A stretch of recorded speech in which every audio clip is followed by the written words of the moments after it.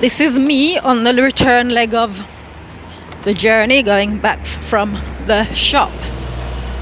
So I got slightly delayed because I got chatting to a couple of people, one of whom included a homeless man. He's perfectly respectable, doesn't have any addiction problems or anything. He just fell upon hard times and he was moved from place to place. Obviously, if you don't have money, you can't afford a property. So he's moving from hostel to hostel. So he's now sleeping on the streets, he said, for the past 15 weeks. He didn't beg me any money. We were just chatting very comfortably, I guess. And I knew straight away why he walked out as he started saying it. He was put in a hostel and there were all sorts of people there who, he said he doesn't judge people, but I knew, like I said, I knew straight away where he was coming from. And it's just people not on the same level, just people living very base lives, almost like savages. And he just couldn't imagine, you've got a roof over your head, but you'd rather live on the street. So, I mean, in conversation, people have been saying to me that I should get a bigger place for me and my sister. But, you see, I don't make decisions based on what people tell me that I should do. I get people giving me good ideas all the time. And when I say all the time, I mean going back years and years and years. People telling me what they think I should do. This would work really well for you and all of that. But as I said in the previous video, I said to my sister that this situation isn't forever.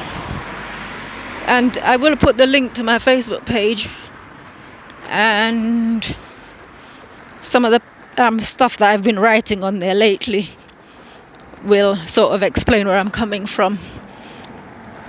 But I think we meet people at the right time for the right reasons, because I gave him the name of somebody who might be able to help him, and this is somebody who is genuine, someone in the public eye who is a genuine person. I said, just get in touch. I might be able to do something for you. So you will see the timing, because I just did a quick mad dash. I changed into my shorts and treat it like exercise, as you would if you're doing like a sporting event. So the timing that it took me to walk down there, and this guy came out of nowhere and we just started talking. And, maybe, hopefully, that will help his situation. But as I said, I can understand, not that I've been in that situation, but I can understand why he would prefer to be on the street than living in an environment like that. It is sad that as human beings, some of us, we can't live with other people. Not necessarily. I mean, I've always said people who are more basic have it easier in life than those who are at the higher level, because when you're at a higher level, you notice everything that is wrong with the world and with the people in it. But when you're at the lesser level, it's I guess there's more. It sounds like I'm being really horrible and snobbish, but I'm not. But like, for example, prior to my sister getting ill, people looked down on me. There's a lot of people who didn't think much of me. In fact, they still don't. But it's only because, due to the nature of how I work, what I do, I'm able to be with my sister 24 hours a day. Not that people still view that as a godsend or anything, but rather, they can see the practicalities of it, I suppose. But it isn't to say that they have a higher opinion of me. Not that I care, not that I need them to or anything. I'm just using that as an example.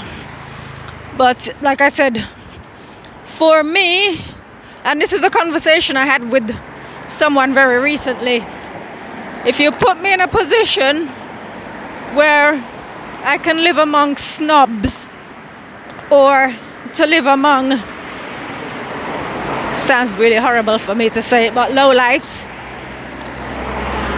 I don't view them as any different. For me, it's about your energy. It's about what kind of person you are. And if you are somebody who thinks you're better than other people, I don't want to be around you. And if you are somebody who chooses to live like a subhuman, I don't want to be around you. So that's me. So I totally understood where this guy is coming from. Some people judge him and say any roof is better than no roof. I don't agree with that. But I know that when I bump into people, I don't just bump into them for the sake of it. I think God has his reasons and his purposes for allowing people to meet. And I think it was a situation like that. I don't know, maybe he just needed a friendly word or something. But I think sometimes that's how it is. And I'm not in the habit of pronouncing blessings upon people, but I just said to him, I hope God looks after you.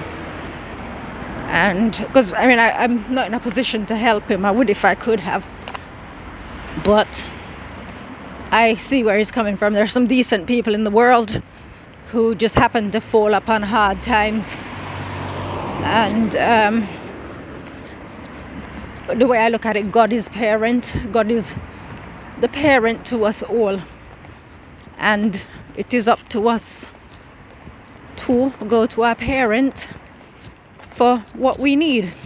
It seems like I'm saying one thing while something else is happening. But like I said with my sister, it's a temporary situation. It's not forever. And at some point, something's got to give. When I say, I don't mean something's got to give. Obviously on my part, if I've lived my life in such a way that I should incur correct consequences, good consequences, then it would be unfair for me to inherit negative consequences. So, like I said in the previous video, shopping, do the washing up, cook, clean the bathroom, and then back to work. So I've been joking on Facebook that I am Cinderella and Rumpelstiltskin rolled into one. So I'm just gonna keep going for as long as I can until I meet a suitable target, because when I've finished doing all the cleaning and the cooking, I still need to go back and do some sewing, so we'll see how we go. Anyways, I'm back, so you guys take care. See you later.